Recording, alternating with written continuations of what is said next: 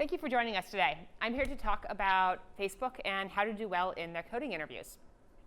My name is Gail Lockton McDowell, and my background is a software engineer. I worked for a while at Google, also been at Microsoft and Apple, did a lot of work at Google on the hiring committee, doing interviews, especially for software engineers. And then I wrote Crack It in Coding Interview, which I'm sure many of you guys already have. It's the major book that programmers get for interview prep. And then I also do work to help coach people through interviews, and as well as do work on the other side and help companies on their hiring process. So I'm sure it came as a bit of a surprise to you guys that Facebook is prepping people for interviews. That seems really counterintuitive. A lot of times when I tell people I do this, people are like, well, wait, why does Facebook do this? That seems kind of weird. So the reason why is essentially Facebook wants you to do well. They want you to be prepared. They want you to be comfortable. They don't want you to struggle because you didn't know what to expect, because you weren't, because you didn't get the chance to learn the things you need to learn. So the reason why I'm telling you this is so that you understand that, not only am I obviously on your side, I really want you to do well, but your recruiter and your interviewers genuinely want you to do well. They genuinely want you to do your best. And that means that if you have questions, you can ask your recruiter, you can ask your interviewer. Your recruiter isn't trying to surprise you with how many interviews you're going to get, how long the process takes, what kinds of things interviewers might want to ask. So feel free to ask your recruiter any follow-up questions, but also know that in the interview itself, your interviewer is there as a resource. And I'll talk about some specific examples later on. But your interviewer is there. You can ask them things like, do you want me to start coding yet or not? So know that you don't have to guess what the process and expectations are. People are there to help you along the way. So with that, I also want to add that if you want to get a copy of these slides or look at them as you watch through the video, you can get them at gail.com, which is my website. Click on events and then search for Facebook on the page. There's also an auto response you can use. If you send me an email at g@gail.com with the subject FB Prep, one word, you'll get a link to the slides, a handout that I'll talk about later on, and a few other resources. So with that, I'm going to jump into the interview side. So first, what to expect. I always hesitate to say this exact, get into these specifics, because some people will read this and think, this is exactly what my process will be. So, and that's not what I mean. So let me just put that disclaimer out there that this is a typical process. It's not every single person has this exact process. And again, you can always ask your recruiter what to expect if you're not already told. So as far as the number of interviews, kind of general schedule, things like that, what you should expect is first an interview will generally be on the phone. You'll have, it'll often be kind of a coding and algorithms interview, along with some questions about your background and some other things. When you come on site, very typically, people will have 2 algorithm and coding interviews that focus primarily on that, 1 design interview, and then 1 interview that's kind of a mix of behavioral questions and some algorithms and coding. But again, this is just typical. People with particular backgrounds might have more or less. Someone currently in college might not have any design. Someone who has much more experience or real specialty might have a bit more focus on design. So yes, this is what a typical person goes through, but it's not every single person. Feel free to ask your recruiter what you should expect. In a given interview, like say a coding interview, what you'll generally see is a bit of chit-chat at the beginning about your prior experience, questions on your resume, things like that. A bit at the end where you get to ask the interviewer about the company, the role, things like that. And then the middle of it will be technical questions, at least for a coding interview.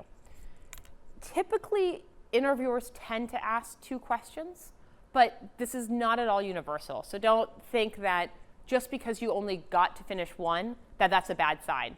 Honestly, when I interview, I tend to ask very complex, kind of multifaceted questions. So I usually only get to 1 question, no matter how good you are. So this is typical. Most interviewers ask 2, but not everybody. So yeah, you can kind of expect 2, but don't think that just 1 means anything one way or the other. Okay, So with that, I'm going to talk about different types of questions and how to do well in them. First thing I'm going to talk about is behavioral questions. So these are all the kind of questions about your prior background. I'm going to talk a bit about how to prepare for those. One thing that's useful for most people to do is prepare a quick walkthrough of your resume. So the structure I've found works well for almost everybody is the very first thing you say is kind of your headline. I'm a software, your interviewer asks you something like, tell me about your background, walk me through your resume. Very first thing you say is, I'm a software engineer, wherever your title is, at such and such company. Then drop back to the beginning of your career. Usually college, sometimes you might start off with talking about a particular job, and then walk through chronologically from there. You don't need to go overboard. You don't need to spend a ton of time in any one area. Just give the brief little highlights. This is not the time to go into detail in particular situations or accomplishments or things like that. However, there's a few things you can do to make your kind of pitch stronger. The first thing is telling the interviewer things that kind of demonstrate that you are successful.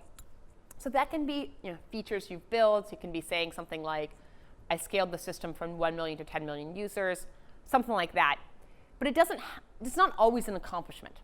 So if I were interviewing somebody and I heard something like, and then I left company one when my old manager recruited me out to join his startup. That's not an accomplishment, being recruited out by your old manager, but it does show that you're successful. So think about those things that will make the interviewer say, they seem to have done a pretty good job there. Second thing to think about is, what do you want your interviewer to ask you about? What are your interesting technical challenges or other stories? You can kind of guide your interviewer there. So if you say that spent the last 3 years at company A and been focusing on a lot of different things, I've scaled the system from 1 million to 20 million users. I've also done a major re-architecture of the data store. It's natural for your interviewer to follow up with, so tell me about that re-architecture. Tell me about that scaling. So think about, what do you want to talk about, and guide your interviewer there. It's a win for you and it's a win for the interviewer. They want to understand your best accomplishments. The last thing here is hobbies. Realistically, I've done a lot of interview coaching, and when you get down to it, most people don't have hobbies that they're that compelling. And that's fine. It's not don't think it's a bad thing if you don't have any hobbies. Like if you're busy with, family, friends, and work, fine. But if you do have hobbies, think about mixing them in. It almost never hurts to say a hobby. So you can always, when in doubt, just say what the hobby is. But think about, when you talk about your hobbies, what's the best way to talk about them? How can you frame them in the most positive, relevant light? For example, if you like to run. So one person I was coaching, interview coaching, liked to run. They're really into working out. Okay, you can say it. Won't hurt you. Why not? But as I got into more discussion with him, it turned out that he had signed up for a 100-mile ultramarathon. That's running 100 miles, which is insane. But he actually quit it. Part of why he didn't actually tell me initially was he kind of saw it as a failure. He had signed up for this 100-mile ultramarathon, quit at mile 60 though, so he never finished it. And the reason he quit was that he got injured at mile 30. So he viewed this as kind of a failure. But what I heard was, wow, that's incredible. First of all, you signed up for an incredibly hard challenge. I mean, running a marathon is hard enough. He's running 4 marathons back to back. That's an incredibly hard challenge. So he's willing to take on, obviously, very hard challenges. He did a huge amount of it. I mean, 60 miles, yes, you didn't complete the whole 100 miles, but 60 miles is a lot. So you actually pursued a really hard challenge. You not only signed up for it, but you did a lot of training to get there to be able to do 60 miles. And he did those 60 miles, half of which were when he was injured. So this is not, it's obviously not a technical accomplishment, but it is showing some very relevant things. Risk-taking is relevant. Persistence is relevant. Willingness to take on an incredibly hard challenge, that's absolutely relevant. So think about your hobbies with that perspective. Take the hobby and figure out, is there something that is particularly relevant from it? And try to reveal that information. And certainly any technical hobby should be mentioned. Learning a new programming language, I've been getting really interested outside of work in functional programming. Definitely relevant. Doing hackathons, coding competitions, building an iOS app, even if you've never launched it, even if it's a failure. Any technical accomplishment, any technical hobby, definitely mention that stuff. Then, go through your past work, think about it, and pick out a couple projects, at least one, maybe 2, 3 projects that you're going to be particularly well prepared to talk about in detail. Find things where you were really central to some of the hard or cool parts. And then go through your past work and all of your past work and be prepared, especially those 2 projects, but really all of it. Be prepared to think about some of the normal follow-up technical questions people ask. So what were the challenges? What were the technical decisions made? What were the implications of those? Why did you pick these technologies? What were the hardest bugs, etc.? Be prepared to answer a lot of those technical questions, but also think about the softer side of it. So what was the teamwork situation like? Were you leading? Were you kind of a follower? How did you lead? If you led something, what did you lead? How did you show leadership? What were the kind of interpersonal conflicts, challenges, things like that? So think about not only the technical side of the project, but also the softer side of that. And then be very well prepared to really talk about what you personally did, and also think about what would you do differently. So on that point, it's kind of important, and I'll wrap up here talking about behavioral questions, but it's really important to think about that Facebook wants to identify people who will perform well here. So yes, that's about people who are technically knowledgeable and passionate and all these kind of things. It's also about people who work effectively on teams and who people would enjoy working with and who would be able to contribute good work. So the people I interview when some people I interview, they tell me that basically they thought the project went great, they wouldn't do anything differently. Some people will get very defensive when you ask them, what would you do differently? They're kind of defending every technical decision they made as perfect. That personally starts to worry me a little bit, because there's no way a project was done perfectly. So if you're telling me it was perfect, you're either unwilling to admit to mistakes or you're unaware of what those mistakes are. Either one is a problem. I want to find people who, generally speaking, do great work, but they're also aware of the issues there. So think about your projects from that perspective. Be open about the issues and the mistakes and the weaknesses. It's far more impressive to me to hear somebody be open about the mistakes they made than to act like it's all perfect. So that's what I'll say about behavioral questions. I'm now going to move on to the technical side. So one other type of question that you should expect is design questions. So I'm going to talk about design questions from the perspective of system design and scalability, but understand that whatever your focus is, you'll probably get design questions that focus a little bit more around that. So if you're a front-end developer, you're going to get questions that are more about front-end architecture, maybe APIs, things like that. So this is from the perspective of system design, but parallels with these other design questions. What I also want to add in here is that you should expect design questions relevant to your background. That doesn't mean identical to your background. So if you've been spending a long time building, say, working on search products, it doesn't mean you'll get a design question that is, design a search engine. So relevant, but not identical to your background. All right, so I'm going to talk about design questions now. These questions intimidate a lot of people, largely because they think there's some magic to them, or they think they have to know a lot more than they do. The way you should approach design questions is with this acronym, would you? And what this means is just, what would you do at work? That's how you should approach them. If I were your manager and I said, hey, I need you to go build a system like TinyURL or Bitly, hopefully you wouldn't say, okay, great, and then run back to your office, spend 3 weeks building it, and then come back and say, ta-da, I'm done.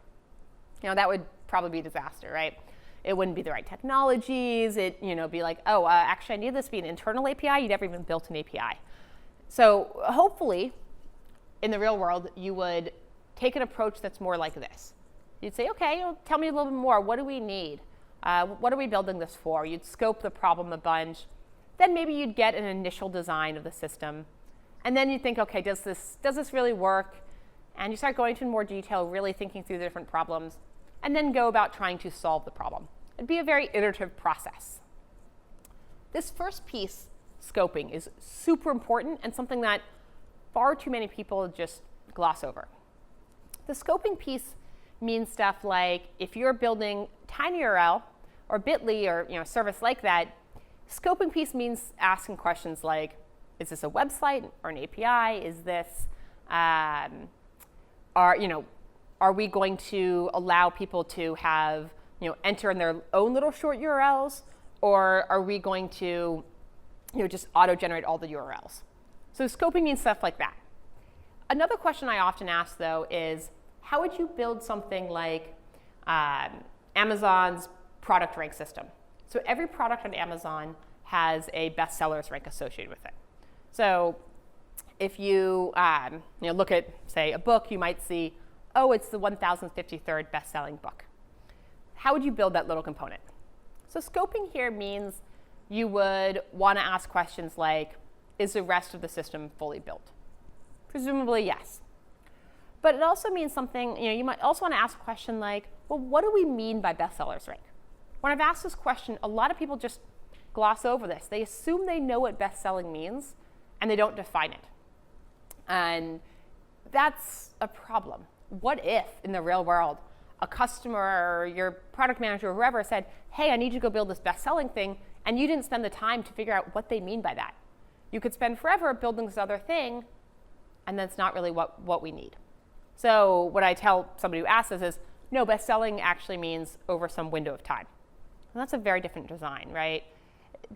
Having a number that increments at every single sale for all of history is very different than a sum of some sliding window. You might want to know things like certainly over what window of time is that best-selling rank. Something like, does the data have to be completely accurate? Or is it, plus or minus 10% and the ranks is enough? Does it have to be updated every single sale? Probably not. So you want to ask these questions. Take that scoping part very, very seriously. Then, when you go on to the other components, just start to say, okay, well, here's a naive idea of the system. A very simplistic system might be we have a front-end layer, an API layer, and then a data store, maybe an analytics engine over here. And that's kind of like a brute force naive system. Go up to the whiteboard, use the whiteboard to do this, and then you start going into more and more and more detail. Think when you're doing this, what are the complexities? What are the simplifications? Where are the different challenges or trade-offs or bottlenecks you might be hitting? So in the case of TinyURL or Bitly, if every single URL hits the data store to grab the associated URL, that might create a little bit of a bottleneck.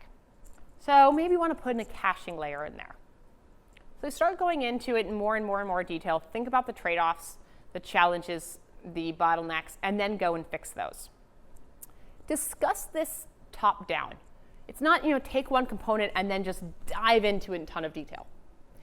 I've seen people I interview who they get this initial sketch for this Amazon product rank, and then they take one thing like the database, and they start going into a ton of detail on all the different database tables and this and that, and they don't go into the rest of the stuff. They kind of lose perspective, and a lot of what they design may not even be the right thing because they didn't think about it. They didn't think about how these tables are actually tied into the rest of the system. So take it top down, a little bit at a time. Don't just take one component and dive into it in a ton of detail. The behavioral aspect here is super important. You want to strike this balance between driving the process and being a great teammate. And it's actually less a balancing act and more that they really go hand in hand. driving means that you should fundamentally stay in charge. You should kind of act like you're the senior engineer. You're driving the discussion. You're figuring out where to go into in more detail. You always have more things you can talk about. You're open about the trade-offs. So you're driving the process. Some people I interview, I ask a question and then they give me a 30-second response. And I feel like I have to just pull them through the problem and direct them at every single step along the way. That's not great. I want someone who can really take technical leadership. There's other people I interview who are kind of dismissive of me, and they make me worry about what would it be like to work with them on a team. So I ask a question and they kind of brush it off, they dismiss it a little bit. They probably aren't trying to do it, but they are being dismissive of the issues I raise. I'm not saying here that every time I say, won't this be an issue? You should say, yes, absolutely, and then just immediately concede. Maybe it's not an issue with your design. Maybe I'm wrong that I thought it was an issue, or maybe I knew it was an issue, but I want to see if you're thinking through why it's not. Either way, the point is not to concede to the things the interviewer says, but to really give it some careful thought and some analysis. Just like you would hope in the real world somebody would do. I would hope in the real world, if I were working on design with somebody, that they could hopefully lead the discussion, but even if I weren't leading it, even if I, maybe I know a little less than them, that they'll still take what I say seriously. So strike that balance. And again, use the whiteboard. Some people sit in their chairs a whole bunch. Use the whiteboard, it's there for a reason. And this, by the way, this discussion of driving versus being a good teammate, I'm talking about this for system design, but this is absolutely the case in algorithm questions as well. You want to drive the discussion of algorithms, but you also want to be very sensitive to the things the interviewer says. Last thing here I'll talk about with design is preparation.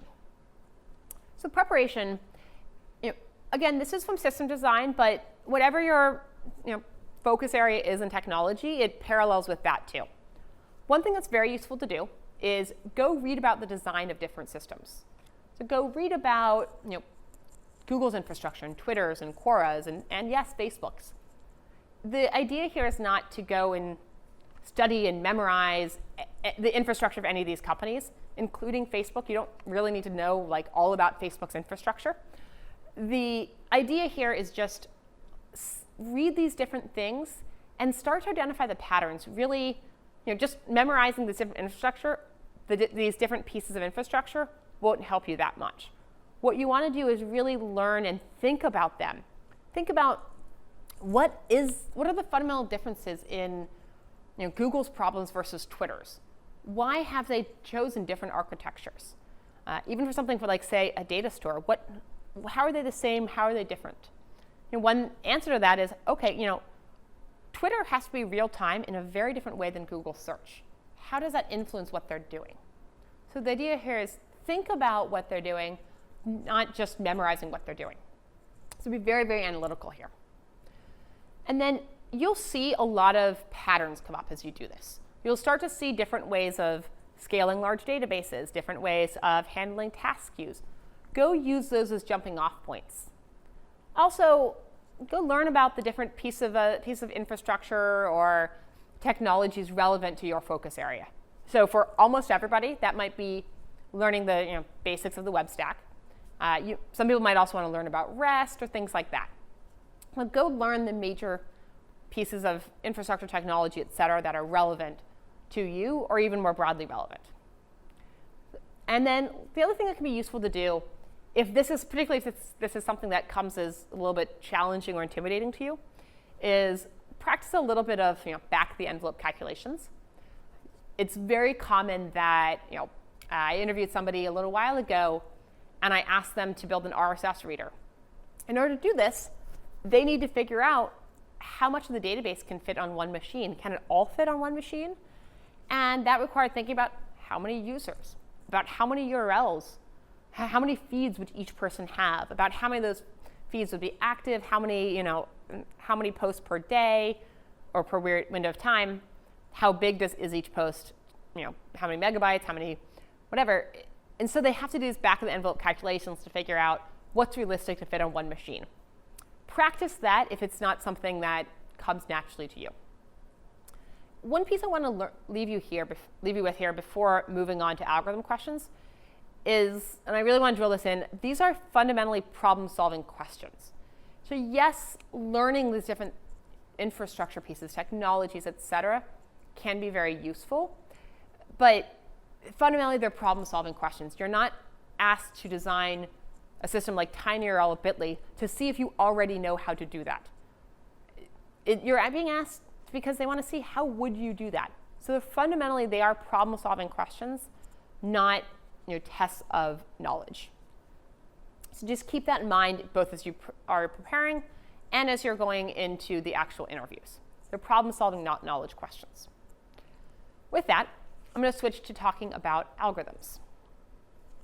So algorithm questions are, you'll almost certainly get some algorithm questions.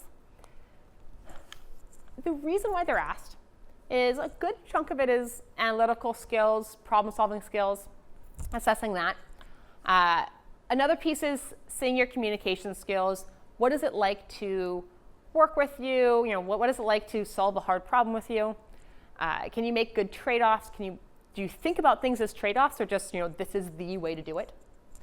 And then one thing that I really like to see is I like people who are at least willing, but ideally eager to solve hard problems. So by contrast, I interview some people who are kind of what I refer to as mentally lazy. They're not necessarily dumb. I'm not saying they're necessarily dumb, but they can be actually very bright and still be what I call mentally lazy. These are people who just don't want to think. It's correct, and as long as it's correct, it's fine. They don't care if the code is, has terrible style. They don't care if it has terrible variable names. They don't care if it's poorly organized. They don't care if the algorithm is really slow. Correct is good enough for them. And that worries me a little bit. I want to work with people, I want to hire people who are excited about solving a hard problem. And so that's one thing I like to look for. Are you at least willing, at the very least, but ideally excited about solving a hard problem? And another component of this is just finding people who have a strong foundation in computer science. What does that mean? I don't mean you must have a CS degree, because there are plenty of people who get hired who don't have CS degrees. But you can have a strong foundation in computer science without that. Here's what I'd say is the must-have knowledge. This is the must-have knowledge. You can do more than this, absolutely, and don't let me stop you. You can go learn Dijkstra's algorithm and topological sort and a lot of these more complex algorithms. They won't come up a whole lot, but there's no hardened cut rule for this stuff is fair game for an interview and this stuff is not. So you could go learn that. It could come up. I don't see it come up a whole lot. These are the topics that I think are really, really fundamental that you really need to have, where if I were interviewing a candidate and they didn't have some of this knowledge, it could present a problem. So you'll see a lot of stuff about array lists, hash tables, really, really important. Sorting and searching algorithms, you certainly need to know those. One thing that is super important is big O time and space. This is the topic that I'd say when I do interviews with engineers at startups, I'd say about half of those people claim to be comfortable with big O. The other half admit that they're very much not comfortable with it, but about half claim to be comfortable with big O. Of those, 80+% are not quite comfortable enough. They're still making a lot of the common mistakes. So, play the odds here. You're probably in that bucket of people who isn't quite comfortable enough with big O. So spend a bit of extra time making sure you're really, really comfortable on the basics. And then last topic I'll mention here is recursion and memoization and dynamic programming. Practice recursion. It comes up a lot in interview questions, and you may not have a lot of real-world experience with it. When I say dynamic programming, though, I'm not talking about these super famous dynamic programming problems that you hear about in big, thick algorithms textbooks. Again, you can learn that. I'm not stopping you, but what I'm talking about more is the pattern of practicing memoization and dynamic programming problems. It's a pattern that comes up in a lot of interview questions, and it's substantially easier once you get used to seeing that pattern. So practice some of those problems. For preparation, as I said, really master Big O, that's one of the first things I would do is just make sure you have a very strong foundation in what that is. Then go and implement that whole list of data structures and algorithms. Go implement all of those from scratch. It's unlikely at Facebook that you'd get asked something like, implement a binary search tree. You could, it's just actually kind of an easy, boring problem. So I don't know, I wouldn't ask it, but you could get it. It could happen. But more likely what would happen is you'd be asked some modification of it. So one question I ask does not require you to implement a binary search tree by any means, but if you aren't very comfortable with the implementation, you're going to have a lot more problems on it. So practice implementations. It'll really help solidify your knowledge. Then practice on real interview questions. And there's a ton of resources for this. Career Cup is one, Glassdoor is another. What I'd mostly stay away from is people who write blogs that are like top 10 crazy questions. Like those are picked because they're obviously like crazy questions, so they're not really representative. But practice on real interview questions. You can go read algorithms textbooks and things like that. It will help you, but the knowledge is generally beyond the scope of a normal interview, so it's not quite as applicable. It's best, in my experience, particularly if you're short on time, to actually practice on real interview questions. Really important here, though, code on paper. A lot of people don't spend enough time practicing this. You forget how much a computer kind of holds your hand. You have syntax highlighting, and so you kind of know when you write the wrong thing. You might have some code completion. You might, when you open up a new file, get a whole bunch of templated code that pops out in front of you. Ask a C developer or a C++ developer something as simple as write hello world, and a ton of people are unable to do it because they don't usually have to write code completely from scratch.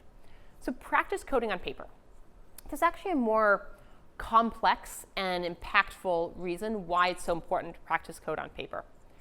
When you've been, it's not just that you have syntax highlight and code completion and all these other nice features on a computer. It's also simply that computers are faster. You can type a lot faster than you can handwrite. So what you've done, and you haven't totally realized you've done this probably, is you've gotten used to a pattern of, oh, well, if I understand code, the algorithm I'm about to write about this well, I'm going to start just coding. If I make a mistake, I'll fix it, whatever, I'll realize it, I'll test it, I'll restructure my code, whatever. It's only 10 or 20 lines, so I'll just go ahead and do it. So you look for a level 6 understanding on pen and paper, or on a computer. When you're writing on pen and paper, it's just slower. And that means that if you start writing the wrong thing, it takes a lot longer to get back on track. You spend a lot more time writing the wrong thing. You can't just throw in a new test case and rerun it. Every mistake you make, every bit of confusion is far more powerful and far more damaging than it would be if you were on a computer. So you want to get very comfortable. You want to with coding on pen and paper because you want to learn to slow yourself down. Take a moment before you start coding to really make sure you know what you're about to write. And the best way to do that is just get comfortable handwriting and get comfortable with, hey, I really need to understand what I'm about to write before I write it. You can't cut corners here. You also just want to know about how long it's going to take you to code something. So practice coding on pen and paper. Then do mock interviews. You can, there are various mock interview services out there to practice interviewing. Those are great. You can do those. You can also just grab a buddy and practice interviewing each other. In fact, it's really useful. One thing I've done when I'm coaching people is, particularly coaching a larger team, is I'll often have people interview each other. Because it's actually really useful for somebody, particularly those who are more nervous, to try being on the other side, try being an interviewer, because you'll start to just naturally do a lot of the things that interviewers tend to do.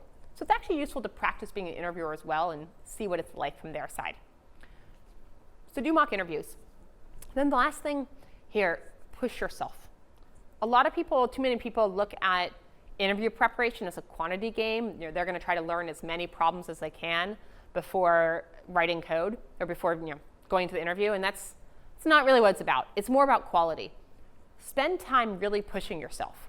When I ask a question, my assumption is that you don't know how to solve it, and that you're going to, essentially, that means you're going to be struggling. You're going to need to be comfortable with seeing a problem, it being hard, and finding techniques to make progress. If your technique to solve a problem when you're practicing is to look at the back of the book, well, you're going to be kind of out of luck in an interview. So really get comfortable pushing yourself. If you're using Cracking the Coding interview, in the 6th edition, there's a whole bunch of hints there. Use those. They're there for a reason, but try not to use them, or try to use them as little as possible. So if you have to use a hint, look at the hint, read it, and then try to make as much progress as you can before going on to the next hint. Do as much as you can to push yourself through the problem before you look for more help, because that's what you'll want to do in an interview. So push yourself as much as possible. So with that, as you saw on the last slides, one of the things I stress a lot is really, really understand Big O. So I'm going to give a very, very quick crash course on Big O. This is not going to teach you everything about Big O in 5 minutes or whatever. It's going to be a very quick crash course. For people who know nothing about Big O, this will hopefully just kind of give you a taste of what it is. For people who have a bit more understanding, you'll hopefully kind of jog your memory about some of the common mistakes, and hopefully you'll avoid those in the interview, but at least there'll be a little jumping off point for you for, hey, I need to understand this a bit better. So we'll start with some more simple things. Okay, first problem here. We'll start with the basics. We have a for loop. It iterates from, and this is all in pseudocode, so don't worry about any particular language you need to know for this. We have a for loop that iterates from 0 through n. What's the runtime?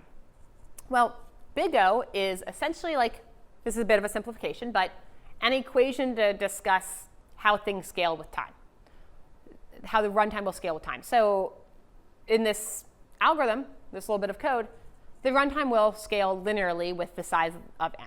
So we would say it's O of n. Basic stuff. All right, we're going to get a little more interesting now. Here we have nested for loops. The first one goes from I equals 0 to n. Second one goes from j equals 0 to n, and it prints the pair ij. So this just goes through all the numbers between 0 and n and prints all the pairs. One thing we can do to save the runtime is we can say, well, if we're printing all the pairs of values in, between 0 and n, there's n squared pairs, so the runtime should be O of n, which it indeed is. The other way we can look at it is the inner for loop takes O of n time, and that's run n times. So the runtime will be n times n, or n squared. Both perfectly valid ways of getting to the answer. OK, more complex, slightly more complex. So I'm getting a little more interesting here. Now we have a for loop that runs from 0 to n. And within the for loop, it checks to see if n is even, and if so, it prints it. So it prints all the even numbers. Now, as you may know, this is still O of n, because we're still the for loop that goes from 0 to n. Just because it only prints stuff half the time, that doesn't change the runtime, because we're still going through all of those values between 0 and n. So it's still O of n. Even if we did, though, even if we were able to jump from 0 to 2 to 4 to 8, or from 4 to 6 to 8, that would still be O of n. In Big O, we drop constants. We don't say something is O of 2n. We say it's O of n. Because what we're concerned about saying is, does this scale linearly? And both n and 2n scale linearly, so we don't we don't include constants. And this is one of those first things that a lot of people make mistakes on. When I hear someone describe a runtime as 2n or 2k or something like that, it's kind of a sign to me of, OK, this person doesn't quite get Big O. So keep that in mind. You drop constants. OK, next example. Here, we're printing the evens first and then the odds. So 2 for loops, both from 0 to n. One checks for if it's even, prints it. One checks if it's odd, and then prints it. The first for loop is O of n. The second for loop is also O of n. So the total runtime is O of n, not O of 2n, as I said earlier. You don't include constants. 2 O of n for loops, that's O of n. All right. We're going to start getting a little bit more interesting. Before we had printed pairs, we were printing all the pairs from 0 to n. Now we're printing all the ordered pairs.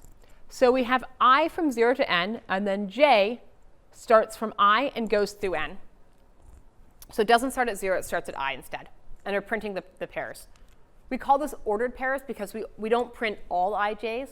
We only print the j's that are bigger than I. So it's ordered pairs. One thing we can look at here is we can say, well, this I, when I is 0, j goes from 0 through n. When I is 1, j goes from 1 to n, then 2 to n, then 3 to n, then 4 to n, then 5 to n, etc. So whereas printing all the pairs was like we're printing a grid that's n by n, here we're still kind of printing a grid, but we're only printing the top right side of the grid. So we're printing half the grid, so that's n squared over 2 things we're printing roughly, which again is O of n squared. We don't say O of n squared over 2 because we drop constants. So O of n squared. All right. So go back then. So now, again, printing ordered pairs, but now we have 2 different arrays. Here we're printing from I equals 0 to a dot length. So going through all elements in A. Within this, we're printing going from j equals 0 to b.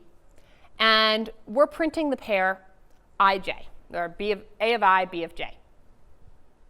A lot of people here, and this is one of the most, probably the most common mistake I see people make.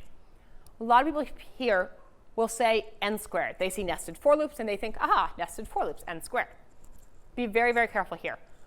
When you say O of n for some algorithm, you mean O of n where n is some particular thing. It's not inherently O of n. Inserting a node into a balanced binary search tree or finding a node in a balanced binary search tree is not inherently log n. It's log n where n is the depth of the tree. It's also O of n where n is the total number of nodes in the tree. You can't just say O of n or log n. It's not inherently those things. So when people describe this, as many do, as n squared, that's not quite correct, because what would n mean? N can't be the length of the array because there's nothing in here saying A and B are the same length. So you have to say it's something like O of A times B, O of M times N, something like that. That's a very, very, very common mistake. It can cause huge problems when people don't get that. So different inputs, every variable in runtime has to have a meaning. Different inputs has a different variable. So O of A times B, unless, of course, you were told that A and B were the same length, in which case saying n squared would be perfectly fine. So very, very careful. Be very careful there. Different variables means a different runtime. All right. Now we're getting a lot more complex. Here's a big chunk of code. Don't just try to look at this and say, aha, it's this thing. Just walk through it step by step. So this is code that first walks an array of people and does some simple max function. Then it walks through all the people all over again. And it looks like we have a nested for loop. So this is going through each person. We've nested for loop here that goes walks from every year from their birth year to their death year and increments something. And then we go through another array. So let's just take this piece by piece. OK, first step is we're walking through all the people. So I always like to use logical variable names in runtime. I don't like to use n, actually, because unless there's no ambiguity about what n could be. So I like to use logical variable names. So this step is O of p, because we're walking through all the people, where p is the number of people. I'm going to assume here that max is a constant time function, which it almost certainly is. So O of p. Then, for each person, and there are p people, we're walking through every year from their birth to their death. So this for loop here inside will be O of L, where L is the max lifespan. And then we're doing that for p people. So O of p times L. Then, third step here is we're walking through every year from the first person's birth year to the last person. And then we're going and incrementing something. So I'll let this be O of y, where y is the span from the very first birth year to the very last death year. And so that step is O of y. Note that y and L are not the same thing. This is walking through each person's lifespan. This is walking through the lifespan of the entire population. So it's not the same thing. If every person lives for a max of, each person lives for a max of 100 years, but we're, looking at all of the people who've ever lived on Earth, those are going to be very different numbers. So to get the runtime then, we add these things up. So that's going to be O of p plus p times L plus y. So that gets down to p times L plus y. One of the mistakes that people make with runtime is they get tripped up on when they add and when they multiply things. Adding is, I do this thing, I'm all done, it's wrapped up, I'm good, and then I do this other thing. That's adding. When it's, I do this thing for every time I do this other thing, that's going to be multiplying. So keep an eye out for that. I think most people understand this fundamentally, but they make a lot of mistakes there. OK, now we're going to get harder. So Fibonacci. This is a basic recursive code to get the nth Fibonacci number. So we call fib of n. If n is 0 or 1, return 1. Otherwise, call fib of n minus 1 plus fib of n minus 2. Recursive runtimes are one of the things that I'd say the vast majority of people really struggle with getting. Because they want to look at it and they want to just say, it's easier when you see for loops or whatever to get the runtime. It's harder when it's like, well, this thing calls itself a bunch. What do you do?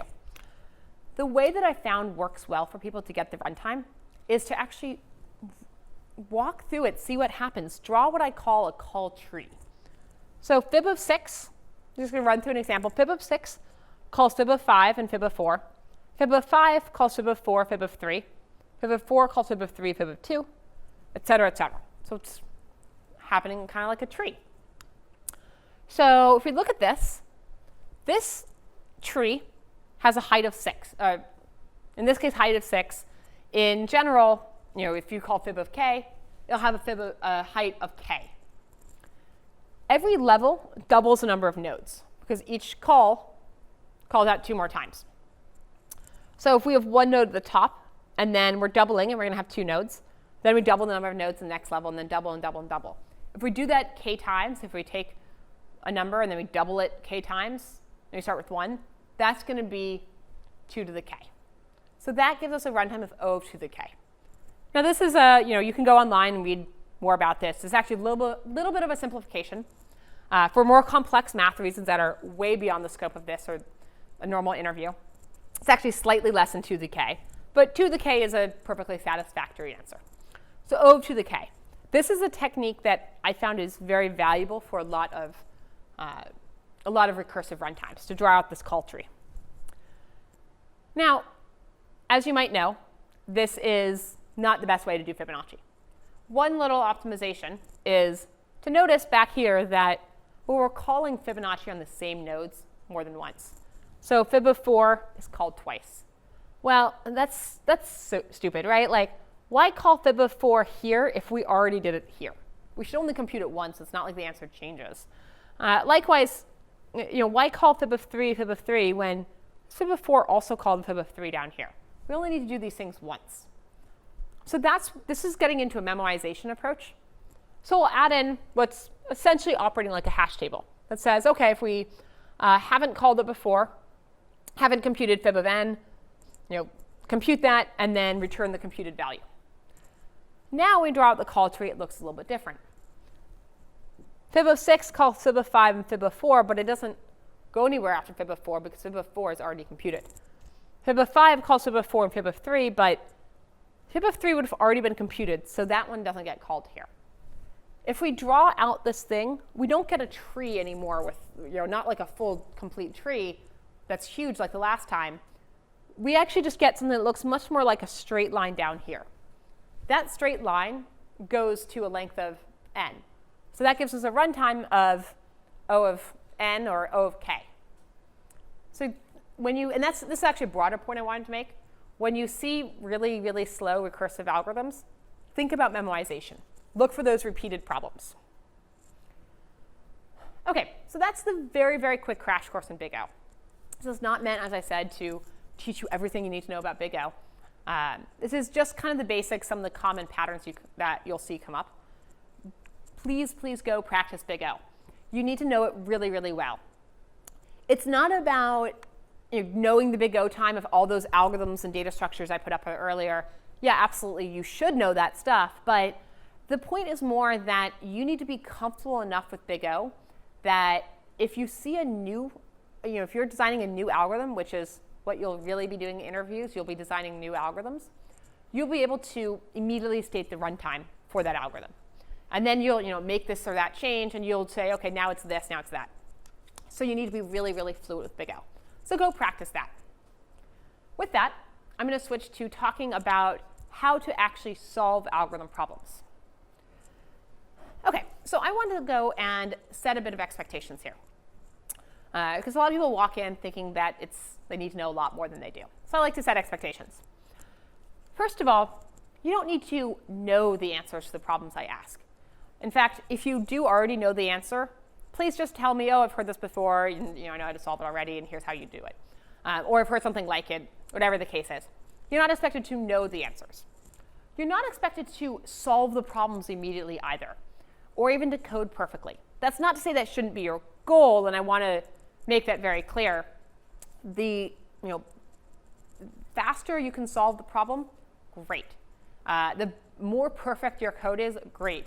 People often ask, like, is it okay to have a bug in your code? And it's a very tough question to answer because it depends on what you mean by okay. I'm trying to evaluate your problem-solving skills. And it's not a binary thing. It's not you are good, you are bad. Or I'm trying to evaluate your coding skills. Again, it's not binary. It's not you are good, you are bad. The fewer bugs you have, the more quickly you solve it, the more likely I am to think you're a great coder, you have very strong problem-solving skills. The point I'm making here is not don't worry about whether how quickly you solve it. Don't worry about bugs. Not at all.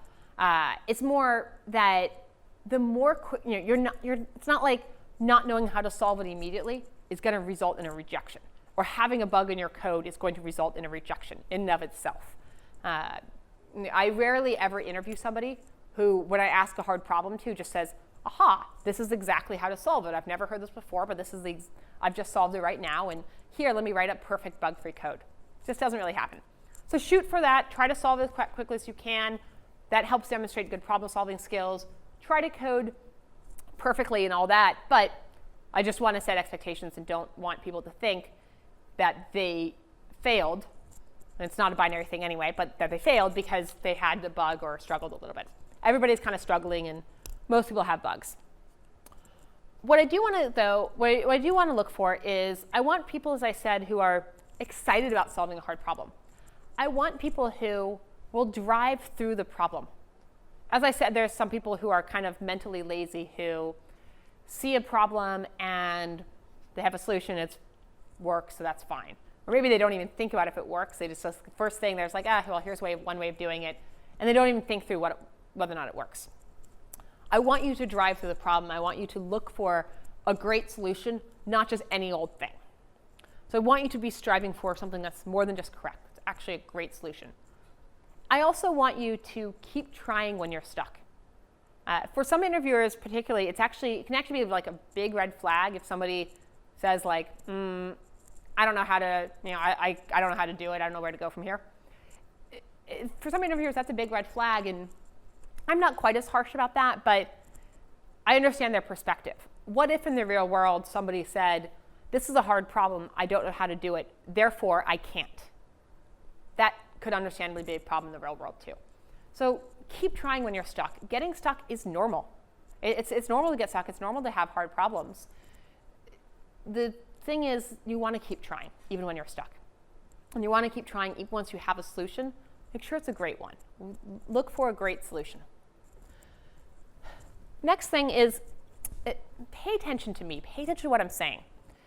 I've interviewed a bunch of people who, this is actually pretty common when they give me a solution and I ask, and they kind of give it to me, and then they try to start coding and I stop them. But I say, okay, well, hold on, does it work? And they think for a second, they say, yeah. And I'm like, okay. I give them a couple more, maybe 15, 30 more seconds, whatever, depending on the problem to continue to think about. And then I'm like, let's take a step back. Are you sure that your algorithm works? Again, they think, yeah. Again, this happens over and over again. Pay attention to the things that your interviewer is saying. interviewers aren't saying things to confuse you. They're saying things for reasons. If they keep asking you, are you sure it works? That's a sign, right? If they ask you, are you sure you need 2 arrays? Maybe they're trying to indicate, hey, let's try to reduce the space a bit. I think you can maybe only get by with 1 array. So think about the things that your interviewer is saying. I talked about this from the perspective of system design and scalability and design questions as well. Think about the points the interviewer is saying. Listen to them. You don't have to immediately concede. If I say, are you sure 1 array wouldn't be enough? Don't just say, oh, absolutely, yeah, no, you can do it with 1 array without understanding how to do it. But you just want to listen. Pay attention to the things the interviewer is saying. If your interviewer ever says the same thing more than once, that's probably a reason, right? That if I say more than once, are you sure you need 2 arrays? I'm probably indicating you missed it. Whatever I was trying to point out the first time I said it, you probably missed, and so pay attention to this time. So pay attention to what your interviewer is saying. And then write real code. Sometimes interviewers are okay with pseudocode, but it's unusual. Your expectation should generally be to write as close to real compilable code as possible. That said, this is not a binary evaluation. Ultimately, I'm not judging your code on % correct or some sort of fixed number like that. I judge your code based on the attributes I can derive from it. What is it indicating to me? If you are using a built-in linked list class and you call the method add and it's actually called insert in that language, I don't care. Personally, the fact that you called it add and it's actually insert, all that tells me is, okay, you're not comfortable enough with you haven't used the built-in linked list class that much recently. Okay, no big deal. I don't expect that you have. I don't care at all about that personally. Now, if you're writing single equals for a comparison in a language that, like most languages that use a double equals, well, that worries me. If you're not declaring your variables, that worries me. If you are not writing types in, if you're operating in, say, Python and write I++ when Python doesn't support that syntax, these things start to add up and start to be a bit more worrisome. So try to write as close to real correct compilable code as possible. Don't think that, I'm not saying that one little issue is going to be equal rejection. That's not realistic. But, it depends on the issue, obviously. But try to write as close to real compilable code as possible. And then before I go on to the algorithm specifics, I want to make this very clear. Show me how you think about the problem. I'm trying to evaluate your thought process. It's not, I don't get a metric that says you need to solve the problem in this number of minutes or else, and that will give you this score. People often ask, how long do I have to solve a problem? Is 20 minutes enough? Well, it depends on the problem, and it's not about the time alone. People can take more time and do better than somebody who took less time. It's much more complex than that, but because what I'm trying to do is evaluate your thought process. If you're not talking out loud and showing me your thought process, I can't really do that. I also, I can't say, wow, that was a brilliant insight you made if you didn't vocalize that insight. So try as much as you can to talk out loud. If this is something that you particularly struggle with, one, most people who say that they have a really hard time doing this are actually okay here. People don't struggle as much as they think they do. But one thing to think about is, if you can't tell me everything you're thinking about, notice when you're being quiet and try to give me at least the headlines of your thought process. So tell me, when you notice yourself being quiet for a little bit, just give me the headline. Oh, what I'm thinking about is how to optimize this piece. What I'm thinking about right now is how to, get rid of the second array. I don't think we need it. So give me at least the headlines when you're quiet and focus on that. That's something concrete that most people can do. But as much as possible, try to share your thought process with me. Okay, with that, I'm going to talk about how to actually solve algorithm problems. This is a handout you can get at crackingthecodinginterview.com. Click on resources and you can download that. You can also, the same auto response I mentioned earlier, g@gale.com, the subject FB prep, one word. That'll also give you an that's just an auto response. You don't need any body in the subject or in the email at all. Just a subject, FB prep is fine. So that'll give you a link to this handout. I really, really, really encourage you to actually use this structure when you walk through a problem. It was prepared after doing a ton of interview coaching, a ton of questions, and seeing a lot of the mistakes people make. And now, when I watch people interview and when I do interviews myself, a lot of the mistakes people make could be avoided if they just followed this process. So walk through this structure, and also pay attention. I would actually have this out in front of you when you prepare, and actually look through. When you're stuck optimizing, go and actually look through these different things, the different things I say there. They're there because they avoid a lot of the mistakes I see. So I'm going to walk through this kind of flow chart you'll see in the top right. Again, I really encourage you to focus here, pay attention, obviously, and to use this when you're actually practicing problems. OK. Very first step here, step 1, listen. Now, this is the kind of expected interview advice.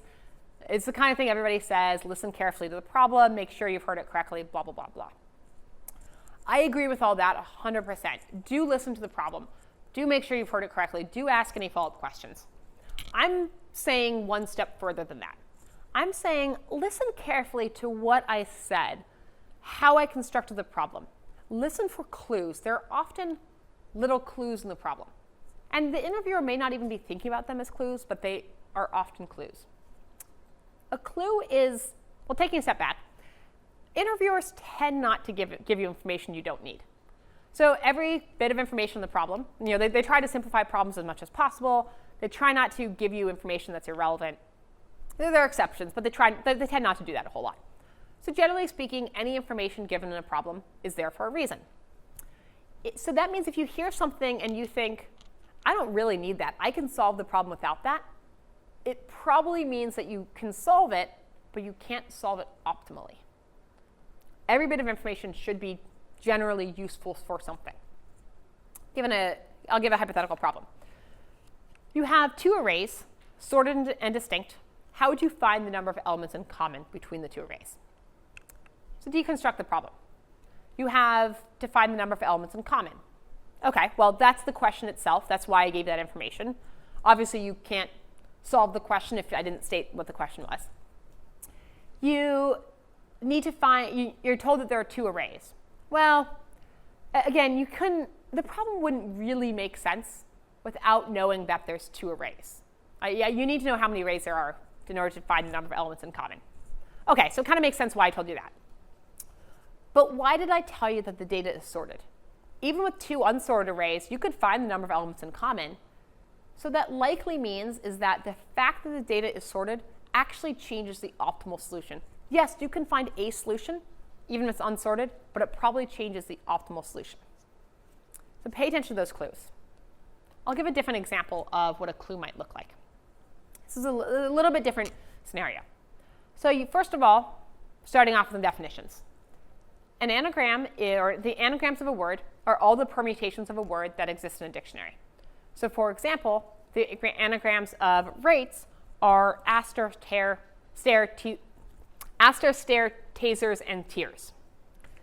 So the question is, how would you build an anagram? And as I state this, pay attention to the clues. See if you can figure out what the clue is. How would you build an anagram server or website? So given a word, you're given some list of valid English words, and you want to print all anagrams of that word. Or print or return. So if I said rates, then you'd return, your server or website would return aster, stare, teaser, tears. So how would you design that website or server? And I'm going to preface this with saying this is an algorithm problem. It's not system design.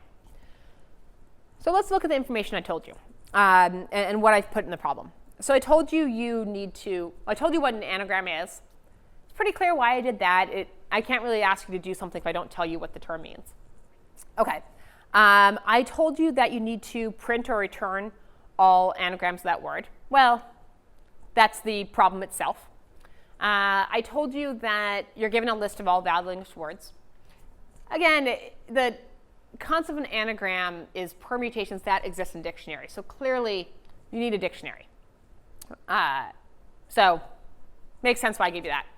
But why put it on a server? Why not just say, I mean, I told you it's an algorithm problem anyway. Why not just say, okay, write a function that, given a word and a list of valid English words, prints all anagrams of that word? Why did I say, go do this thing on a server, though? Likely what that indicates is, hey, the fact that it's on a server actually changes the optimal approach. So what does a server let us do? Well, it allows us to have additional resources like databases or things like that. It allows us to cache things. One other thing, though, is that a server lets us pre-compute. And if you look at that, if you look at the anagrams of rates, aster, stare, tiers, these all sort to ARST. So what that means is if you took your dictionary and your server, when your server boots up, you can do this pre-computation step of taking your dictionary, sorting the characters in every single word, and then grouping all the anagrams together. So when I say, give me the anagrams of rates, I can say, OK, great, I'll pull out the ARST grouping, and I'll pull out all those words that's sorted to that. That approach makes it super fast on a server. We can do this pre-computation. We have to run through all the words, but if we do that once, that's not a big deal. And then when we say, give me the anagrams, it's going to be really quick to do that. This pre-computation step makes the server approach really fast. If it was just a single function run once, the pre-computation step wouldn't make any sense. There'd be no reason to build this whole anagram lookup thing if I only wanted a single one. So this server piece is incredibly important. You cannot do this pre-computation optimization. It doesn't make sense to do on a single, without it being on a server or something like that. So pay attention to these clues. If you miss the clue, then you kind of can't solve the algorithm without that, at least not optimally. So pay attention to those clues. And if you ever think you might have missed something in the problem, feel free to go ask the interviewer what the problem is or state it back to them in your own words.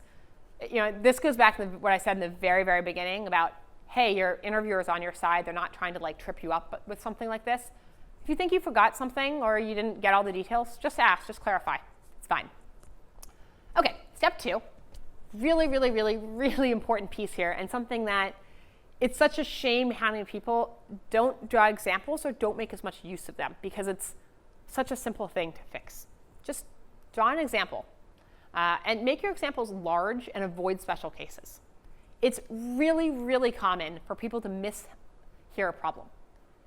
And I think what happens is that people get nervous. It's an interview. It's intimidating. And maybe it's that when an interviewer states the problem, they get kind of caught up in, oh my God, are they going to ask me a really hard problem? And they miss some detail. They can interpret the problem in a very, very strange way, even when the problem was actually perfectly clear. So draw an example. An example is one of the first times when I'm like, no, you actually misheard the problem. So I say that example I gave earlier with, and think when I do this about what kind of example you might draw for this. 2 arrays, sorted and distinct, find the number of elements in common. I'll see people draw examples that have 1 array, and then it's very clear that it doesn't make sense. So draw an example, get the input, get what the output would be for that. Helps to clarify that you actually heard the problem correctly. But to make good use of the example, make it large and try to avoid special cases as much as you can. So for that problem I just mentioned, 2 arrays, sorted and distinct, find the number of elements in common. Most people draw examples that look kind of like this. 2 arrays, great, okay, yes, they're sorted, yes, they have distinct elements, but they only have 4 elements, so they're tiny, and the arrays are the same length. And I never said the arrays are the same length. And they only have 1 element in common. It's, yes, it's an example, but it's a bit misleading because the arrays are not necessarily the same length. And it's also very small, and so it doesn't help you walk through your algorithm very well. A better example is something like this. Much larger, so you have 6, 7, 8 elements. They're not the same length. They have multiple elements in common. That's the kind of thing you should look for. The idea here is an example that is complex enough that your brain has to do at least a little bit of thinking. So compare this to, say, something like reading. If I just point to a word like big, as soon as I point to it, you will have read it. You can't turn off your brain from not reading it. right? Like you've read it by merely a glance. Likewise, with that first example with two arrays of length 4, even if I didn't underline the element common, as soon as I point to it, you will basically notice, oh, they both have a 12 right there. You're not going to learn much by trying to walk through and do it by hand. Something like this, with two arrays, 6, 7 elements, your brain has to do a little bit of study, has to do a little bit of work to get the right output. That's the kind of example you should look for. So something that's a little bit more complex and meaty. This is one of the quickest fixes to avoid a lot of problems down the road. Make your examples large and avoid special cases. Okay, third step is get a brute force naive algorithm. Very, very, very, very important here. Don't code this. I'm not saying to immediately state an algorithm and go and code it. Just state the algorithm. Well, one brute force way of doing this like this. That'll have this runtime, but I think we can do something a little faster. So I'm not saying go immediately code it. Please don't do that. Unless your interviewer wants you to. You can always ask. Your interviewer is not trying to trick you or test which algorithm you want to code, something like that. You can always ask your interviewer here, but just practice just state when you have a brute force naive algorithm, just go state it and state the runtime and then go into optimizations. The most important message I want to get across here is it's okay for your first algorithm to be slow. It doesn't have to be a perfect algorithm at first. I'm not, it just wouldn't be reasonable to expect that with a really complex problem, you'll immediately know how to solve it. These are supposed to be hard, challenging questions. So the first thing you come up with, it's okay, state it, even if it's really slow. The reason why this is so important is, first, if you did mishear the problem, the brute force algorithm will often make it clear that you misheard it. And yeah, it's unfortunate you misheard it, but it's much better that we realize this 30 seconds into the interview than 15 minutes in. And often your brute force algorithm, I'll be able to say, that doesn't really make much sense, and then we'll realize you misheard it. It's also really important because not everybody can develop a brute force. Sometimes, there's some problems where the brute force is actually really challenging. There's other problems where there's a brute force that's pretty obvious, and there's still some fraction of people who will struggle to get there. So you want to make it clear that, hey, you're at least at that level. Thirdly, and perhaps most importantly, it's important because it's a really good jumping off point. A lot of optimizations can be made by starting with the brute force. So start with the brute force. Again, I'm not saying to go and you come up with an algorithm and immediately go and code it. Just state it, state the runtime, and then you can ask if they want you to code or keep working on the algorithm. Usually you'll want to keep working on the algorithm a bit more. Then go and optimize it. If you have a brute force, go try to optimize this algorithm or come up with something better. I'm going to talk through a couple different ways of optimizing algorithms. Very first one I'm going to talk about is called BUD. Now, when I talk about these approaches, actually try to practice using them when you're preparing and in the interview themselves. So BUD is the first one. This means to look for bottlenecks, unnecessary work, and duplicated work. Bottlenecks.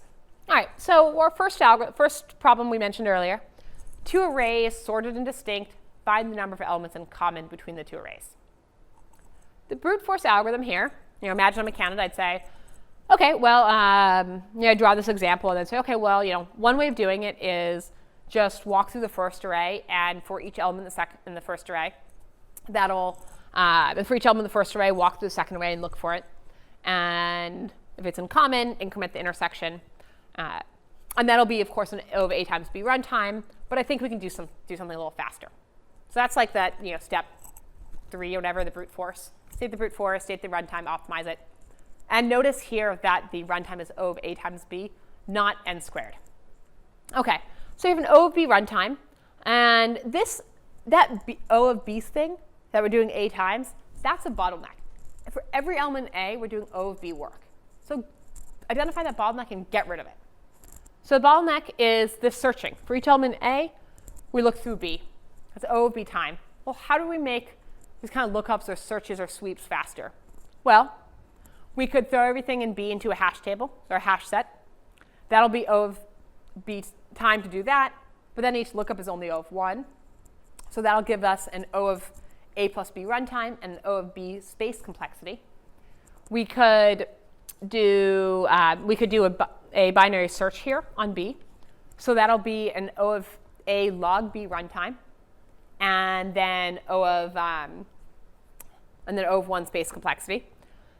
And then, or we could walk through B and A and B with 2 pointers, kind of like doing a sorted, merging 2 sorted arrays. So walk through A and B with 2 pointers.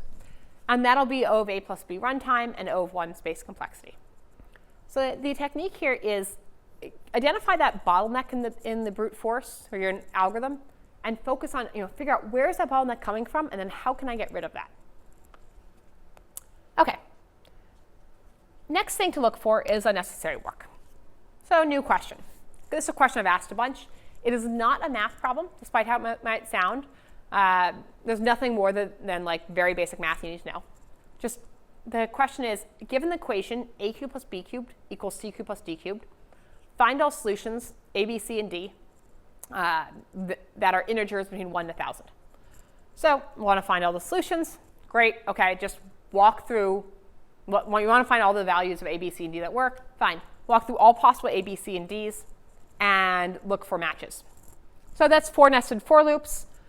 This gives us a runtime of n to the 4th. And we're looking at this. Again, you wouldn't necessarily write out this brute force code, but I'm just doing it for demonstration purposes. So you have 4 nested for loops. And within this, we might notice, OK, well, we can make this a little bit faster by throwing a break statement here after the print. Doesn't change the big O time. It's important to note that. But might as well do it. It's easy. It's fast. It makes it a little bit better. So throw in a break statement here. But what that indicates here is that, well, wait, if we're saying we can put in the break statement, what we're saying is that there's only one value of d that works for any given a, b, and c. So yeah, not only can you break once you find that value of d that works, but if there's only one value of d, can we find it more quickly? And you can. I mean, imagine a were 17 and b were 53 and c were 32. If I just gave you that, if I just told you 17 cubed plus, whatever I said, 53 cubed plus 32 equals 32 cubed plus d cubed, I think I don't know when you learned this, 7th grade, you're going to solve for d. So d is a cube root of a cubed plus b cubed minus c cubed. Let's just solve for d.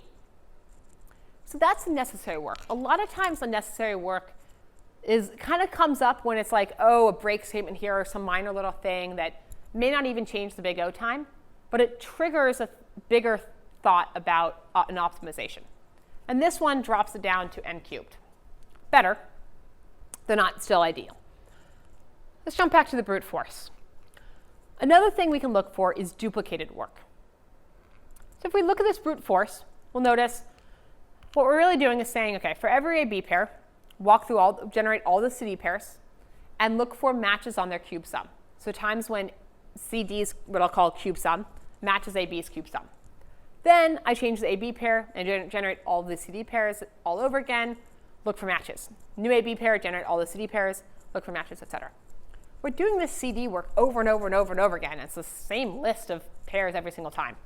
So maybe we should think, OK, well, can I just take that CD loop, pop it out, and just do it once? So this is the table. This is like all the CD pairs that we walk through. And then this here is our cube sum. And so what our algorithm is really doing, our brute force, is saying, OK, for each AB, essentially generate this whole list, and then look for times when AB's cube sum appears over here.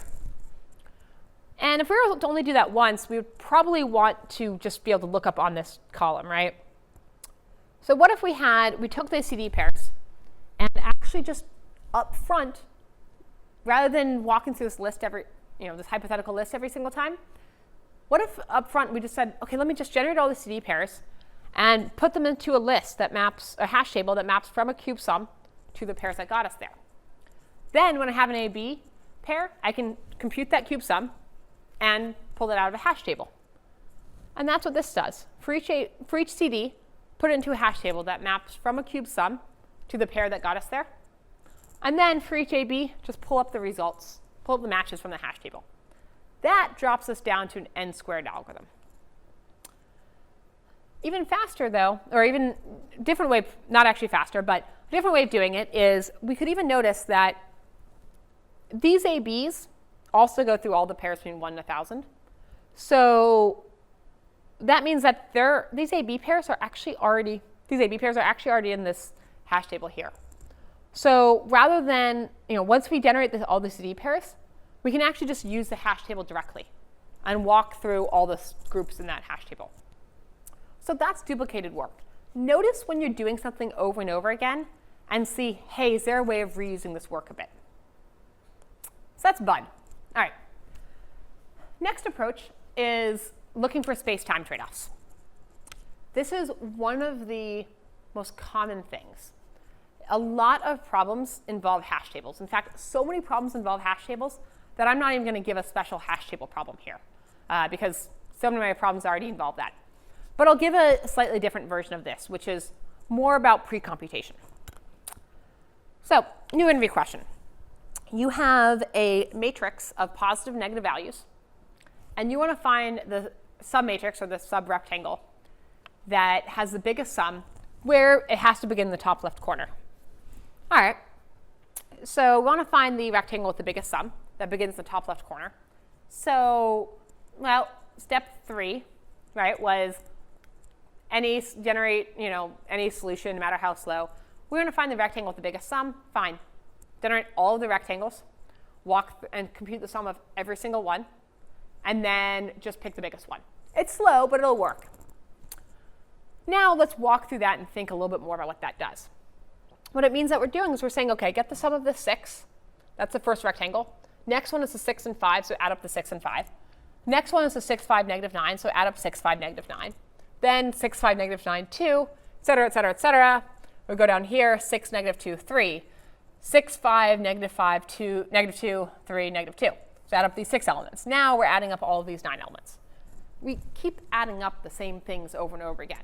We're like saying, add up these 9 elements, but we just added up 6 of those elements. So I mean, no reason to go through all of these, add up all those 9 elements, when 6 of them we already did, right?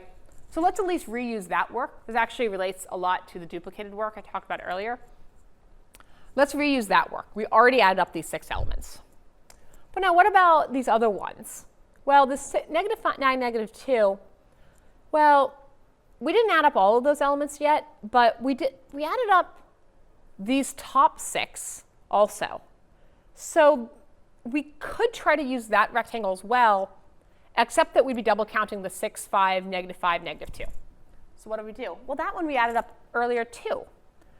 So if we want to know the sum of these 9 orange elements, that's going to be the sum of this blue rectangle here that we added up earlier. We already have the sum to that. If we store all our prior answers, we already have the answer to that. Plus the sum of this green rectangle, which again, we already had the answer to. Minus, the only problem is that we're double counting this red square. Well, we already added up that square, so let's just take out that one, plus this last one. So that's going to allow us to pre-compute this. Then we can do that for the next one. The orange elements is the blue rectangle, which we just did now, plus the green one, which we did earlier, minus this overlap that we're double counting. So that's pre-computation. If you do that, in this case, you can get a much more optimal algorithm. You can do this in n squared time, if it's an n by n matrix. So because we can get the sum of each rectangle, given the prior ones, in constant time.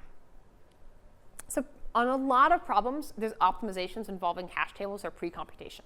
So pay attention to those. Third approach, this is one of my favorite interview questions, and as it turns out, one of my favorite approaches. So, new question.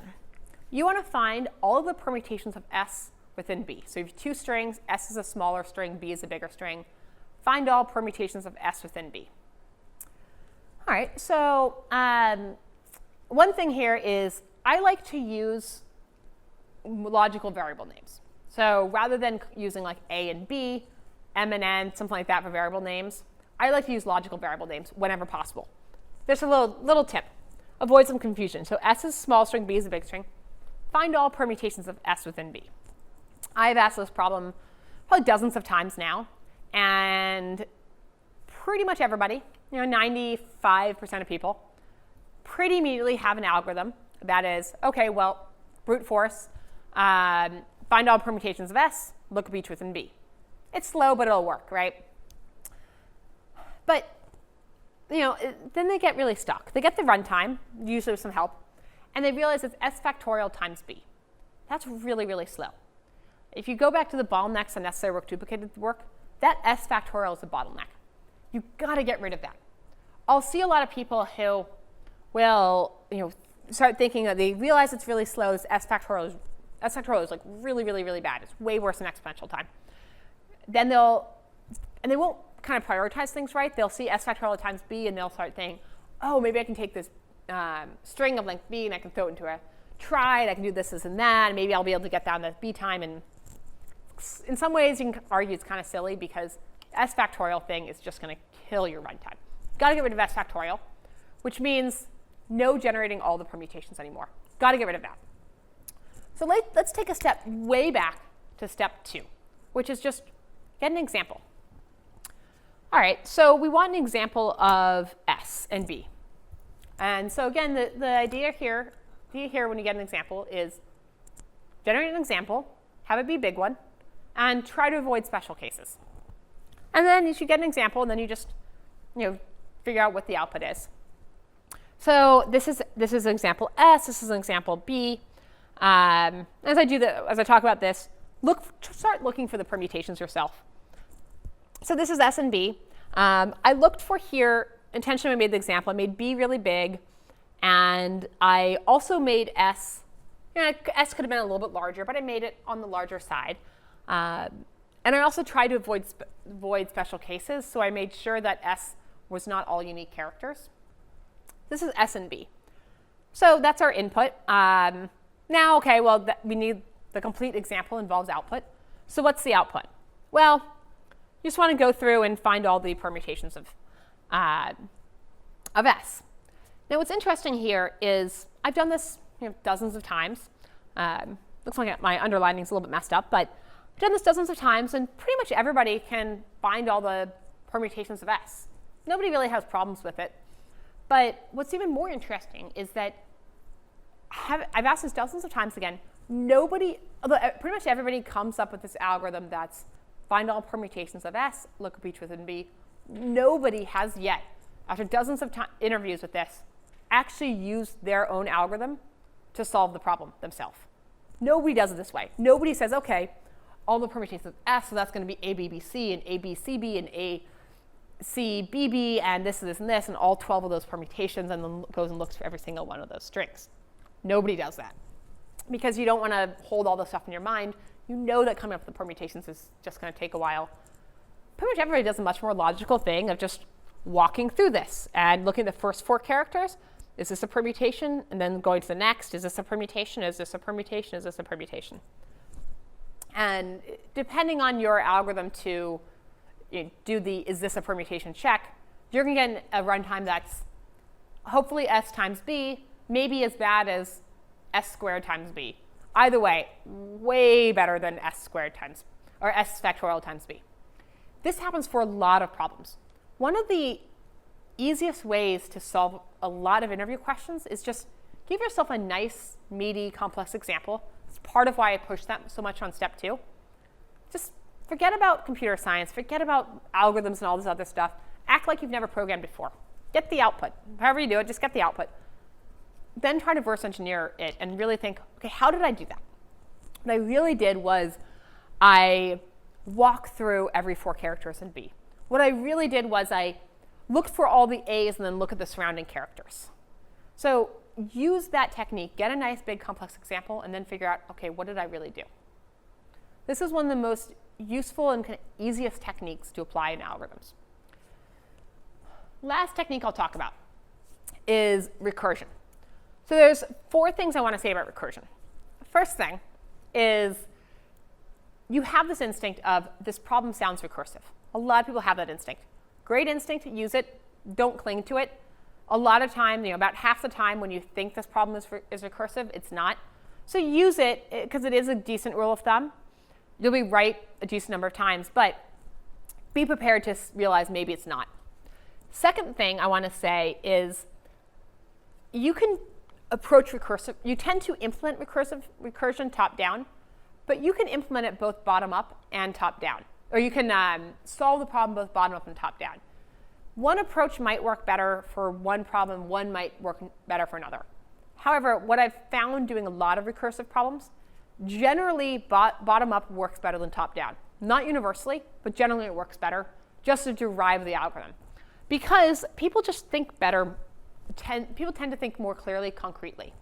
So, that bottom up means you have these base cases like empty set A, A, B, and then you say, okay, how can I generate all subsets of A, B, C for any of these prior answers? That's bottom up. It tends to work better. Third thing I want to say is when you're solving a problem and you think, ooh, geez, I'm going to go this way, but then I'll need to potentially backtrack. Whenever you think backtracking, think recursion. That tends to be how you implement it, and people can get really, really stuck on trying to figure out these very complex ways of backtracking, and that tends to lead to a recursive approach. So just kind of remember that instinct. Last thing, as I mentioned when I was talking about Big O, is think about repeated subproblems. When you're trying to get the runtime, draw out a call tree and look for repeated subproblems. That tends to be a useful way of getting the runtime. Okay, so those are the four major algorithm approaches I wanted to mention. Use those techniques solving problems. They are here because I've seen them come up again and again and again. So use them, practice them. When you get a problem, push yourself. It's not about do you know how to solve this problem initially. It's about can you drive through it, can you solve the problem. So really push yourself. The problems are going to be hard. Once you have an algorithm, don't just say, okay, I think I basically understand it. Now I'm going to start coding. I see it over and over again. Messes up people a lot. Take a moment to walk through your algorithm 1 or 2, 3 last times and make sure you know exactly what you're going to write. I'll interview a lot of people who 3, 4, 5 lines into the code are thinking about what their data structure should be. That's a big problem. You should know your code at the level of what all your data structures are, when exactly they change. You should basically be able to picture your code before you start writing. Because you're not going to write all of that much code. So take a moment, know exactly what you're going to write before you start writing. Rushing does not help you at all, I promise. When you start coding, your goal is not just correct code. That's one goal. But you actually want to demonstrate good coding style. So you want to write beautiful code. A couple quick things here. Some simple little handwriting things. First, try to write straight. I'm not judging your handwriting. No interviewer would generally judge your handwriting. But if you're writing and your lines are at a sharp angle, that can present some problems. It'll make your code more confusing. You're going to get confused, especially in a language like Python where white space is significant. You'll start to forget which code block each line of code is under. So try to write straight when possible. Make your life easy. Give yourself as much space as possible to write code. Usually it's the top left corner, but write wherever you have the most space. You can erase stuff on the whiteboard that you don't think you need anymore. If you need to insert new code, don't erase 3 lines of code. That'll take you a long time to rewrite. You can just use an arrow. It's fine. It's not a big deal. More important things. Think about error cases.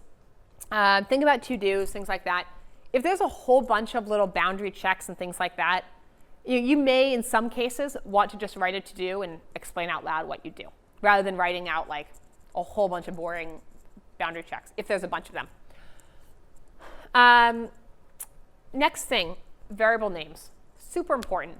Look, we only have, as interviewers, 10, 20 lines-ish usually to judge you on. So one of the things we can always evaluate is variable names. It matters in the real world. So use good variable names. The problem here, of course, is that this can be verbose. If you're writing out the good variable names like number of children, handwriting is slow, right? So the compromise here is the first time, write out the long variable name. And then for each variable, write out the longer variable name. Then, after I've already written number of children, I might later on just abbreviate that as NC. You can always check with your interviewer to see that they're OK with that, but most should be. This is not pseudocode, it's just abbreviations. Language choice. Generally speaking, up to you. Use whatever language you're most comfortable with. Don't try to pick a new cool functional language just to impress your interviewer. Use whatever language you're most comfortable with. There are trade-offs of every language. It honestly doesn't matter that much which language you pick. But be aware of what those trade-offs are, because there's often ways of handling that. For example, Java, known for being very verbose. A lot of people don't want to, it's very readable in that lots of people are familiar with the syntax, but a lot of people kind of shy away from it in an interview because it's very verbose. The verbosity isn't that big of a deal. You can use abbreviations. So rather than writing out something like hash map string comma integer, my hash map equals new hash map string comma integer, you might just check with your interviewer and abbreviate it as just HMS comma I, my hash map equals new dot dot dot. Literally just new dot dot dot. Your interviewer will probably be okay with that, and this allows you to avoid a lot of the verbosity. This isn't pseudocode, it's just an abbreviation. That works well for languages like Java, Objective-C, things like that. If you're coding in a language like Python, Ruby, JavaScript, people who code in that language, the issue I see a lot is that they gloss over the runtime of the different functions they call. So, I'm interviewing a Python coder, and they have a recursive method that at each level of the recursion pops off an element of the string. And they're not really thinking about it. In Python, it's like something really short, like S, or str, whatever my string is, S bracket 1 colon bracket. Pops off an element of the string. Doesn't look like a big deal. And they're not thinking about the fact that that is probably a linear time method. That means that their algorithm that maybe they thought was O of n is now actually O of n squared. So, and there's usually ways of avoiding this. Maybe they could pass in an index rather than popping off an element. But think about, so be very careful when you're using built-in methods. This actually goes absolutely just as much for Java coders and Objective-C and other languages. But Java, it's just so much more obvious that you're calling create this new string. It's much more obvious, so Java coders tend not to make the same mistake as much. Be just very aware of the runtime of the different functions you call. And you can usually just think about what they would be. If you're popping off and creating a new string, probably linear time. But again, it doesn't matter that much what language you pick. Use something that you're comfortable with. Mostly, though, it's up to you. The only exception might be that sometimes if someone's interviewing you for a very specific role, like iOS, you might be expected to code in a specific language. But this is always one of those things you can just ask. This isn't something you need to guess at. Just ask. Very important thing with coding, and a way to make your life much easier. Modularize your code. It helps in so many different ways. So a lot of people write code that looks like this. One giant method. So this is a little function that generates or walks through, I won't get into the details of it. It's called the ransom note algorithm or interview question. You can look it up. But this is an algorithm that basically processes one string, processes another string, and compares the results. This is what a lot of people write, and it's not a very good idea. First thing, instead, that you should write is that method. The overall method in the first thing you write is a function that is essentially the answer to the question. And then you just pretend everything in the entire world exists, and especially the functions that you might need. So I need a function that, my process was process one string, process another string, compare the results. So that's the first thing I write, those first three function calls. From here on out, it's just filling the details. I got the skeleton of the code out, just fill in the details. Whenever I get, I go into my next function I write is the next most interesting algorithmic part. So if I need a function that converts a character to a number, like a to 0, b to 1, c to 2, then that's not something I really need to write in line. That's a very concrete chunk of code. Push it out to another function. Don't write it in line. Then I'm just filling the details. This is really nice to do. It makes your life much easier. It's much easier to kind of conceptualize all the different pieces if you're not writing out the details of one before you've written out the structure. It also demonstrates good coding style, makes it easier to test. it just makes everything so much easier. And very often your interviewer might say, don't worry about spending your time on this one function, it's not that interesting. So modularize your code. And keep an eye out for any conceptual chunks of code. Push those off to another function. If there's like 2 steps, first I do this, then I do this, push those off to another, push those off to separate functions. If I am writing code that needs to get first the biggest cell in the array, then the smallest, then I do something else with that, I would just call that as a method. Get max, get min, and then write this other part. So use modularization to your advantage. It'll not only make you demonstrate better coding style, but it'll also make your life much easier. So modularize your code. Very important thing I want to make very, very clear here is modularize your code top down, not bottom up. I'll sometimes see people who take this advice, and so the very first thing they write is this little helper method. And that's completely the wrong thing. Yes, you're modularizing, that's great, but now you're spending your time on the helper methods, the least important things. Start top down, not bottom up. This is one of the major questions people ask is, do I need to know, can I just call the built-in APIs, or do you need to write everything from scratch? If you approach your code this way, it largely avoids this issue. Assume the built-in APIs are to your, are at your disposal. You can always ask your interviewer, but assume those are at your disposal. Assume anything in the entire world you want is at your disposal. You can use whatever you want, and then just fill in the details. OK, last step, testing your code. You got to test your code. Very important. A lot of people don't do this. You got to test your code. When you do it, don't just throw in a giant test case. That, a lot of people will just take that example up on the board and throw that in as a test case immediately. And it'll work kind of, but it'll take a really long time. Instead, analyze your code. Think about what you're doing. Really, really think of, walk through line by line by line. Think, what is this doing? Talk out loud. Explain the process of your code. Double check anything that looks weird, any math, things like that. Any addition, subtraction, multiplication, division, double check those things. Those are the kind of things that cause problems. Your for loop decrements instead of increments. You did it for a reason, but double check that it's the right logic.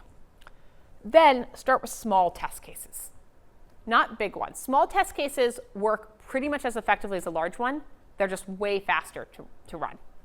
Then throw in some edge cases, and then when you have time, some big test cases. 2 last things I want to say with testing. Test your code, not your algorithm. Seems obvious, and yet a lot of people don't realize what's happening. I'll see people who, their algorithms over on the left side, or their examples over on the left side, their code's on the right side, and if I were to ask them, they'd tell me they were testing their code, and yet they're not looking at their code. They're actually just walking through their example. That's validating that your algorithm works. It doesn't validate that your code does what your algorithm should be doing. So make sure you're testing your code, not your algorithm. Then, when you find a bug, don't freak out. It's totally normal. Most people I interview have bugs in their code. Again, better to not have bugs. Shoot for bug-free code. I just want to make it clear that it's not like, uh-oh, you have a bug, now you're going to get rejected. It doesn't work like that.